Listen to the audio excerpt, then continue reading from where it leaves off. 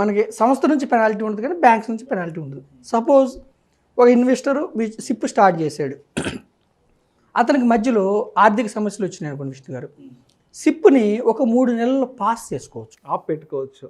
Mail చేస్తే mutual fund సంస్థకి మనం ముందే ఇంటిమేట్ ఒక 20 రోజుల ముందే, లేదంటే ఫిజికల్గా లెటర్ ఇచ్చిన నా యొక్క సిప్ 3 నెలలు ఆపండి అంటే ఆఫ్ చేస్తారు. అంటే మనకి యూనిట్స్ కేటాయించడం ఆపుతారు. యూనిట్స్ కేటాయించడం ఆపితే అప్పుడు బౌండ్ ఛార్జెస్ కూడా బ్యాంక్ నుంచి పడవు. రైట్. అంటే ముందుగానే బ్యాంక్ కూడా ఇన్ఫర్మేషన్ వెళ్ళిపోతుంది. బ్యాంక్కి అవసరం లేదు, మనం మ్యూచువల్ ఫండ్ సంస్థకి ఇస్తే వాళ్ళు బ్యాంక్కి ఇన్ఫర్మేషన్ ఇస్తారు. వాళ్ళ వైపు నుంచి బ్యాంక్ ఇన్ఫర్మేషన్ వెళ్తుంది, వాళ్ళు ప్రజెంట్ చేయరు ఈసీఎస్, అప్పుడు మనకు బౌండ్ ఛార్జెస్ పడవు. 3 నెలలు కాదు విష్ణు గారు, ఇప్పుడు కోవిడ్ టైంలో జాబ్స్ పోయినాయి కొంతమందికి, ఎక్కువ కాలం ఒక 6 నెలలు 1 year ఆపుకోవాలంటే సిప్ ఆపుకోవచ్చు. ఇలాగే మెయిల్ ద్వారా కానీ ఫిజికల్ లెటర్ ఇస్తే కానీ ఆగిపోతుంది. మరి ఇంతవరకు కట్టిన డబ్బులు ఏమవుతుంది, అవి మార్కెట్ యొక్క పరిస్థితులు అనుగుణంగా మార్కెట్ పెరిగితే పెరుగుతుంది, తగ్గితే అదే వేస్ట్ కావు మనకి. ఇంకోటి ఏంటంటే విష్ణు గారు, సపోజు సిప్ పెంచుకోవచ్చా, మన ఆర్థిక పరిస్థితి బాగుంది పెంచుకోవచ్చు, మ్యాండేట్ మళ్ళీ ఎక్కువ 500 కట్టేది 1000 చేసుకోవచ్చా, చేసుకోవచ్చు. సిప్ తగ్గించుకోవచ్చా, తగ్గించుకోవచ్చు. కంప్లీట్గా ఆపుకోవచ్చా, ఆపుకోవచ్చు. పాస్ చేసుకోవచ్చా, చేసుకోవచ్చు. సపోజ్ మీకు ఒక 6 months కట్టారు విష్ణు గారు, ఒక 10,000 కట్టారు, డబ్బు అవసరం ఉంది, వెనక్కి తీసుకోవచ్చా, తీసుకోవచ్చు. ఒక్క locking period ELSS and retirement funds, children benefit funds, ఈ 3 తప్ప మిగతా ఏ ఫండ్స్లో కూడా మీరు ఎప్పుడైనా డబ్బులు వెనక్కి తీసుకోవచ్చు, ఉండదు. మిగతా 1-2 స్కీమ్స్ తప్ప జనరల్గా మీరు వెనక్కి డబ్బు అవసరం ఉన్నప్పుడు వెనక్కి తీసుకోవచ్చు. T+3 అంటే 4 working daysలో మీకు అకౌంట్లో వైట్ మనీ క్రెడిట్ అవుతుంది. మ్యూచువల్ ఫండ్స్లో క్యాష్ ట్రాన్సాక్షన్స్ ఉండవు, ప్యూర్ వైట్ ట్రాన్సాక్షన్స్. ఇన్వెస్టర్స్ ఎవరు క్యాష్ ఇవ్వద్దు ఎవరికి, ఎలక్ట్రానిక్ ట్రాన్సాక్షన్ మొత్తం ప్యూర్ వైట్ ట్రాన్సాక్షన్స్ విష్ణు గారు. ఓకేనా విష్ణు గారు? మరి ఇప్పుడు నేను సిప్ ఇచ్చేటప్పుడు బ్యాంకు ఒక బ్యాంక్ ఇచ్చాను, ఫ్యూచర్లో వేరే బ్యాంకుకి ఈ అకౌంట్ క్లోజ్ అయింది, వేరే బ్యాంకుకి మార్చుకోవచ్చా?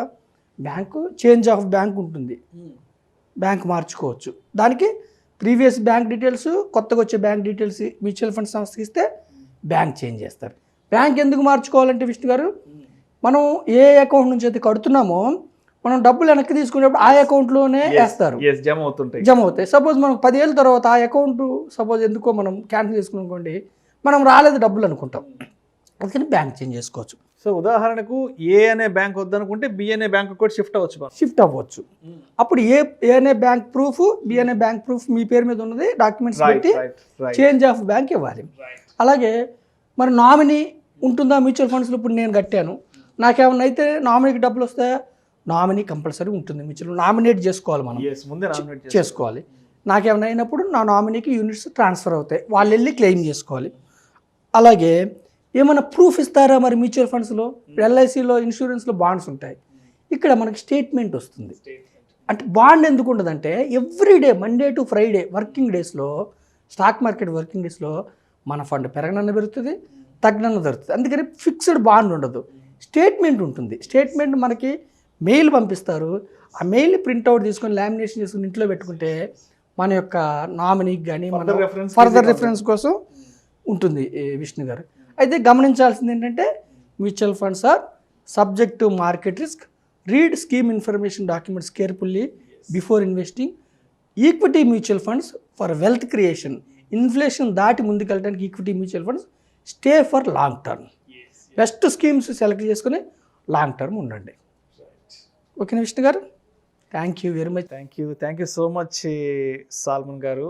మ్యూచువల్ ఫండ్స్కి సంబంధించి అంటే ఎస్ఐపికి సంబంధించి ప్రేక్షకులు ఈ మధ్య రకరకాల డౌట్స్ని కూడా వాళ్ళు కింద వీడియోస్లో కామెంట్ రూపంలో ఇవ్వడం జరిగింది. సో వాళ్ళు ఇచ్చిన ఆ ఇన్పుట్స్ని ఇవాళ మీరు తీసుకొని రిసీవ్ చేసుకొని సో ప్రేక్షకులందరికీ మరొకసారి కూడా డీటెయిల్గా క్లారిటీ ఇవ్వడం కూడా జరిగింది. Sir thank you so much salmon గారు. సుమన్ టీవీ యాజమాన్యానికి కృతజ్ఞతలు.